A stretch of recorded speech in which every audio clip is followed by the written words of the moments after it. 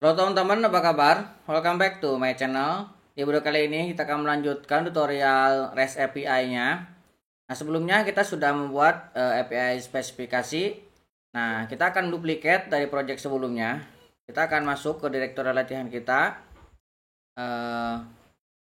Nih, kemudian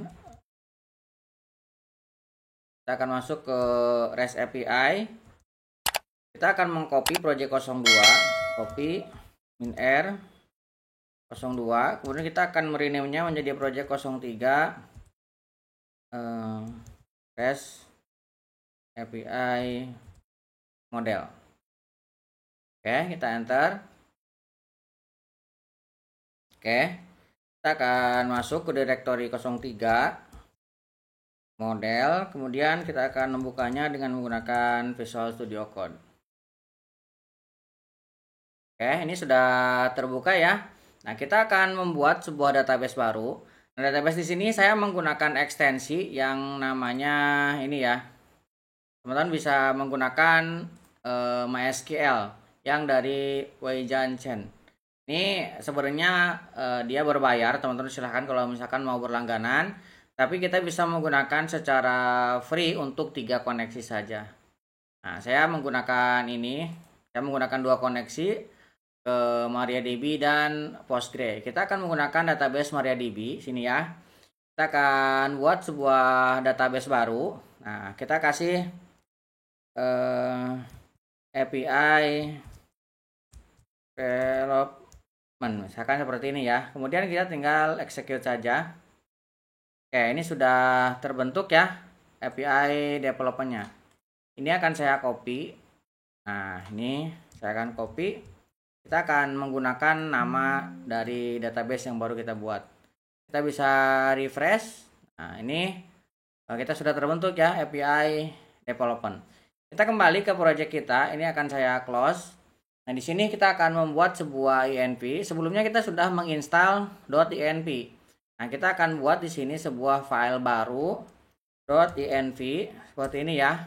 Nah, di sini kita akan definisikan untuk kredensial ke database-nya. Kita akan membuat namanya dbName. Nah, dbName ini tadi ya kita API development. Kemudian saya akan menggunakan db user yang saya akan gunakan adalah root. Kemudian db password. Nah, db passwordnya ini saya kosongkan ya, tidak pakai password. Kemudian db host. DB hostnya saya menggunakan 127.01. Kemudian portnya 3306. Kita akan menggunakan db dialek.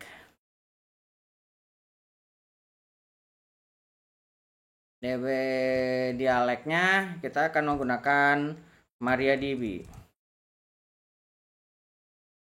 Ya, ini untuk database ya. Untuk env lainnya kita config sambil berjalan. Oke, kemudian kita akan masuk ke src sini dan kita akan membuat sebuah folder ya. Di dalam src kita akan buat folder baru namanya utils. Nah, utils ini kita buat untuk menampung beberapa utility ya. Salah satunya kita akan membuat db.js ya. db.js ini kita gunakan untuk koneksi ke database. Nah, pertama kita akan import SQLize-nya. SQLize-nya sudah kita install ya ini. Kita bisa langsung menggunakannya. Kita langsung import SQLize. Nah, ini ya. Kita ambil dari SQLize. Kemudian kita juga akan import .inv ya. Nah, kita akan gunakan .inv/config. Nah, kita akan lihat ke paket ini. Nah, kita belum mendefinisikannya ya tipenya. Kita harus definisikan di sini. Tipenya kita akan menggunakan modul supaya nanti gaya ngoding kita modular ya. Oke, kita akan definisikan untuk koneksi. Kita akan buat sebuah konstanta di sini SQLize seperti ini. Kemudian kita akan buat sebuah new SQLize. Nah, seperti ini. Nah, di bawahnya kita akan buat dari np db name, kemudian kita akan ambil db user, kemudian db password. Nah, di dalam sini kita akan tambahkan host, kemudian portnya ya. Ini kita gunakan portnya kita akan inp db port. Ini harus sama dengan yang ada di sini ya. Name, user, password. Nah, ini passwordnya harus sama. Host, ini password, host. Nah, kemudian kita juga definisikan dialek. Dialeknya kita mengambil dari proses lagi, dari env tadi ya. Env dialek kita ambil dari dialek yang tadi kita definisikan di sini. Ini harus sama. Kemudian kita juga akan definisikan loggingnya. Double G. Loggingnya kita akan definisikan dengan inv lagi. Pertama kita akan ambil proses inv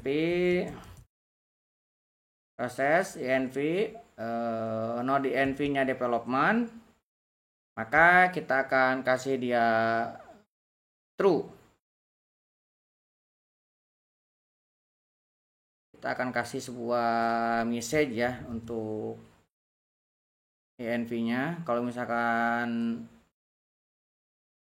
seperti ini, kita akan save, turunkan. Jadi kalau misalkan dia development, kita akan memunculkan loggingnya. Nah, kalau misalkan dia ini bukan development, kita akan biarkan dia tidak keluar. Nah, kemudian kita akan definisikannya dialek option. Nah, dialek option kita akan buat request timeout-nya 30.000 milisecond. Ini kita buat 30.000. Kemudian kita akan buat dia terenkripsi supaya dari awal terenkripsi. Kemudian kita akan mengkonfig untuk time zone-nya. Kita akan mendisable untuk UTC-nya supaya nanti kita sesuaikan dengan time zone kita. Kemudian kita buat date-nya adalah sebuah string ya. Date-nya string. Nah, kemudian kita akan definisikan untuk perubahannya. Kalau misalkan dia tipenya adalah date time. Nah, kita akan buat tipe cache. Nanti kalau tipe fieldnya adalah date time, maka fieldnya akan dikonvert ke string dan dia akan lanjutkan. Nah, kemudian kita akan set time zone-nya. Nah, saya akan tambahkan di sini time zone. Ini saya akan tambahkan koma. Saya akan tambahkan time zone. Kita akan menggunakan time zone-nya Asia Jakarta. Oke, ini untuk time zone. Nah, kita tinggal mengekspornya di sini ya. Kita tinggal ekspor default SQLize. Oke, ini untuk inp dan db. Kemudian kita akan membuat model. Kita buat di dalam src ini. Kita definisikan satu folder models. Nah, kemudian kita buat user model. Model.js. Nah, kita pertama akan import dulu untuk koneksinya ya. Kita akan import SQLize dari db. Ini db.js. Kita definisikan ekstensinya ya. Oke, kemudian kita juga nanti membutuhkan enkripsi ya. Nah, kita akan control backtick, kita install dulu. Namanya Backcrypt. Nah, sekarang kita akan install untuk Backcrypt-nya npm i Backcrypt. Oke, sudah terinstall. Nah, kita bisa close. Sekarang kita akan buat dulu di sini sebuah utility namanya Backcrypt. Backcrypt.js. Nah, dalam Backcrypt kita akan definisikan untuk Backcrypt-nya. Kita akan import dulu bcrypt, bcrypt kita ambil dari bcrypt. Nah, kemudian kita buat sebuah konstanta namanya salt, roundnya kita buat 10. Di sini kita buat sebuah konstanta untuk encrypt. Nah, kita akan mengambil passwordnya di sini. Kemudian di dalamnya kita akan isi return. Kita akan returnkan bcrypt, kita buat hashing password dan salt run. Saltnya ini kita ambil dari sini ya. Oke, kemudian kita akan buat lagi sebuah konstanta untuk compare. Ini untuk mengcompare passwordnya dan hash ya. Password, hash, kemudian nanti akan returnkan compare sync password dan hash. Kita akan ekspor ke sini, encrypt dan compare-nya. Oke, ini untuk bcrypt-nya ya. Nah, sekarang kita akan lanjutkan untuk user modelnya. Nanti kita definisikan di sini. Kita akan import juga untuk encrypt. Atau kita buat sebuah model dulu aja ya.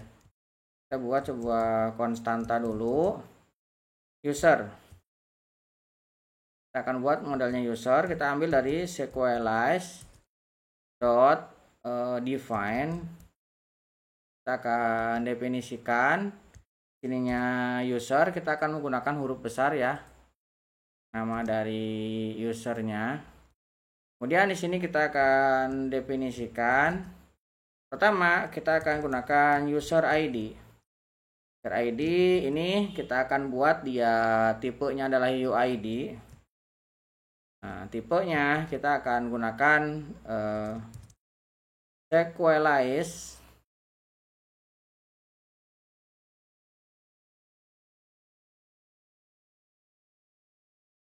Tipenya sequelize. Ini kita ambil dari S-nya besar. Dot UUID. Oke, kita akan ambil dari UID. Ini sequelize-nya harus kita import ya. Sequelize-nya ini tidak mau, kita import manual aja. Import sequelize dari sequelize. Ini saya akan gunakan hook sequelize-nya. Nah, seperti ini. Sequelize from sequelize. Oke, kemudian ini kita akan definisikan juga sebagai primary key. Pertama kita akan buat default key-nya sequelize.uuid versi 4. Kemudian saya akan buat dia sebagai primary key-nya true. Kemudian allow null-nya kita akan definisikan false, jadi nggak boleh ada nullnya, nggak boleh null. Kemudian kita akan buat name. Nah, name ini tipenya adalah string, sequelize string dan tidak boleh kosong. Oke, kemudian kita definisikan di sini email. Nah, email ini kita harus tipenya string ya, tipenya sequelize string, tidak boleh kosong. Kemudian ini harus unik karena email nggak boleh sama. Kemudian validate-nya kita akan buat is emailnya true. Kemudian kita akan buat dia lowercase, kita buat set. Kemudian kita ambil value-nya ya, set. Kemudian value-nya kita ambil. Nah, di sini kita akan convert menjadi lowercase emailnya ya, supaya setiap yang dimasukkan nanti menjadi huruf kecil. Kemudian kita definisikan password.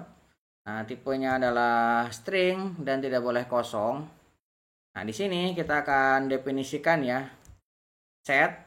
Nah, value-nya ini baru kita akan ambil this value, kita akan encrypt ya. Encrypt ini kita akan import.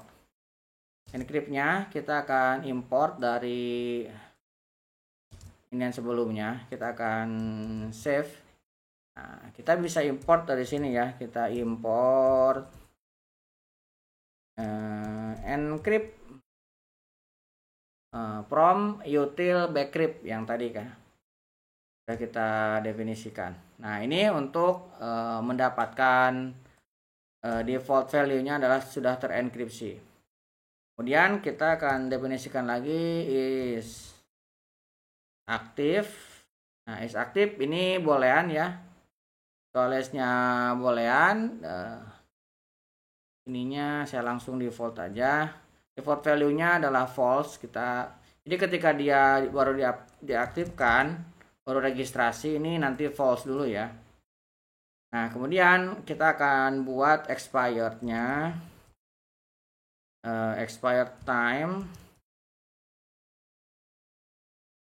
Expired time-nya kita gunakan tipenya adalah date. Nah, kemudian kita akan set ya untuk expired-nya. Kita akan buat dia 1 jam. Kita akan buat sebuah set value. Set value-nya kalau misalkan dia null, ketika null itu kan ketika di registrasi nanti expired time-nya ini jadi null. Tapi sebelumnya kita akan mengambil momen ini kita akan import. Kalau misalkan belum, kita harus menginstalnya ya. Nah, kita akan menginstal momen lagi. Ini kita bisa backtick lagi, npm install momen. Oke, kita akan clear screen lagi. Ini akan saya bawahkan. Jadi ini momennya harus kita import ya. Kita akan import momen. Nah, momen kita akan ambil dari momen. Jadi kalau misalkan teman-teman import, ini bisa langsung ya sebenarnya momen kita ambil dari momen. Nah, seperti ini. Karena ini sudah ada di dalam node modul momen. Oke. Kemudian kita akan definisikan lagi di sini untuk tabelnya ya. Nah, di sini kita pisahkan dengan koma. Kita akan definisikan ini table name-nya. Kita akan buat user aja. Saya tidak akan pakai s. Kemudian di sini kita akan buat underscore-nya. Saya akan buat true. Kemudian timestamp-nya juga kita akan buat true. Jadi ada create add-nya ya.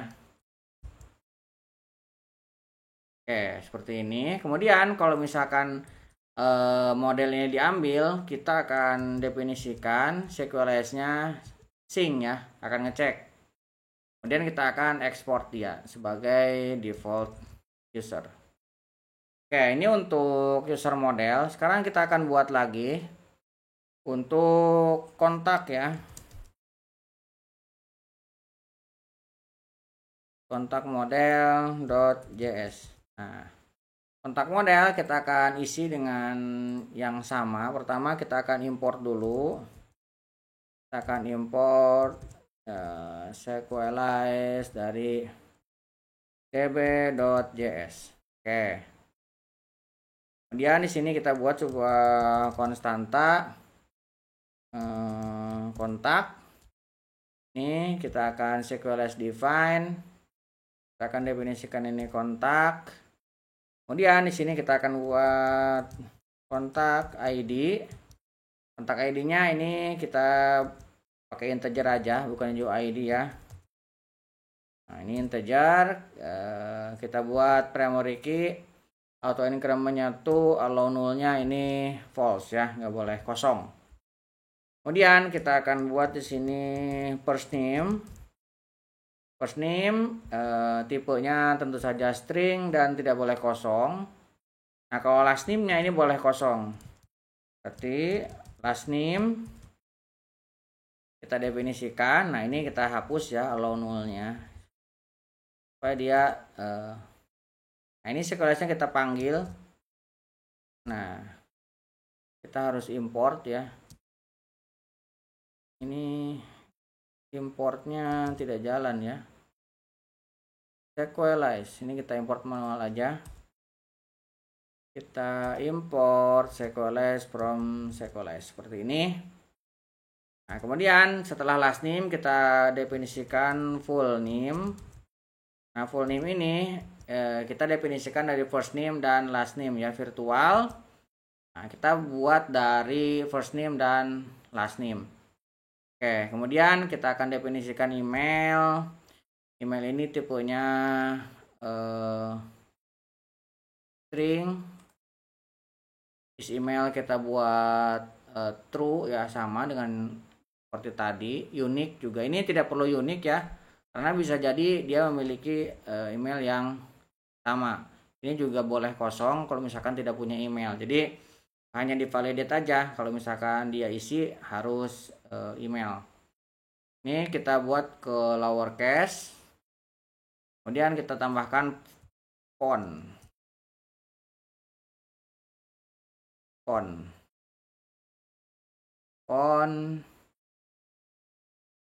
ini kita buat sequence tipe string dan boleh kosong. Oke, ini kita definisikan untuk tabelnya ya. Nah, tabelnya kontak, kemudian underscore true. Timestampnya juga kita buat ini gak usah pakai timestamp, kita buat seperti ini. Oke, ini sudah ada kontak. Nah, sekarang kita bikin join tabelnya ya. Kita akan memanggil user. Ini harus user.js kepanggil ya. Oke, kemudian kita akan definisikan hashmany.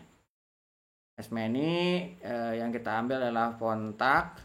Ini foreign key-nya user ID, kemudian on delete-nya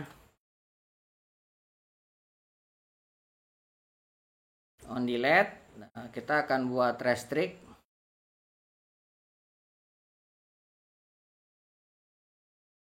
Kemudian on update-nya kita buat restrict juga. Foreign key-nya user ID ya. Nah, kemudian kita definisikan lagi di sini kontak billing, foreign key-nya user ID, on delete, on update, restrict. Kemudian kita akan export kontaknya, dan di sini kita sequence sync kalau misalkan nanti dipanggil ya. Nah, ini untuk join tabelnya nanti kita menggunakan user ID. Jadi user ID-nya nanti akan terbentuk di sini di kontaknya. Kontak ini punya user siapa. Oke, ini untuk kontak. Nah, sekarang kita akan buat untuk address. Address kita buat baru. Address model.js. Nah, kita akan import lagi. Import sequelize-nya dari db.js. Seperti ini ya. Kemudian kita akan buat sebuah konstanta address. Kita akan define. Tadi yang kontak sudah benar ya, huruf besar. Kita akan define di sini. Pertama, kita akan definisikan nama dari modelnya address.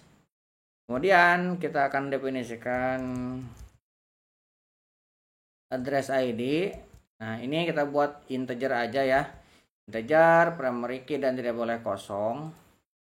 Nah, kemudian kita akan definisikan address type. Nah, tipe ini seperti dia rumah. Ini string dan tidak boleh kosong. Harus ada ya definisinya. Nah, setelah itu kita ada street.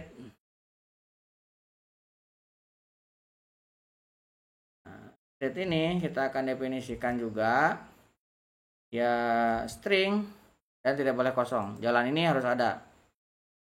Kemudian di sini kita definisikan untuk city. Kalau city ini boleh kosong ya. Siapa tahu ini alamatnya adalah kampung. Jadi kita boleh kosongkan. Kemudian provinsi.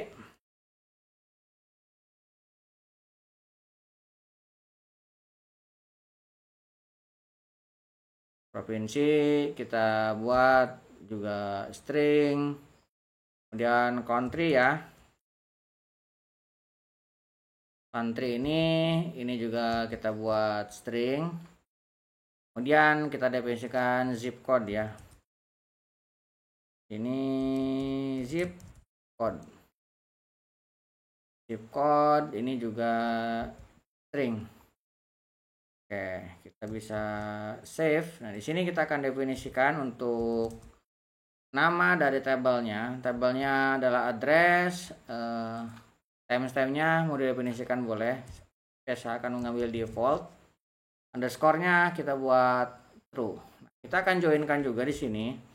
Pertama kita akan memanggil kontaknya dari model. Nah, ini juga SQLS-nya belum kita panggil ya. SQLS-nya kita akan import juga. Import SQLS. Kita ambil dari SQLS. Oke. Kemudian kontaknya ini sudah.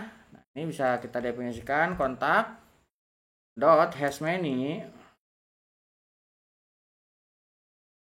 Nih, kita akan hashmany dengan address. Nanti foreign key-nya adalah kontak ID dan dia restrict ya.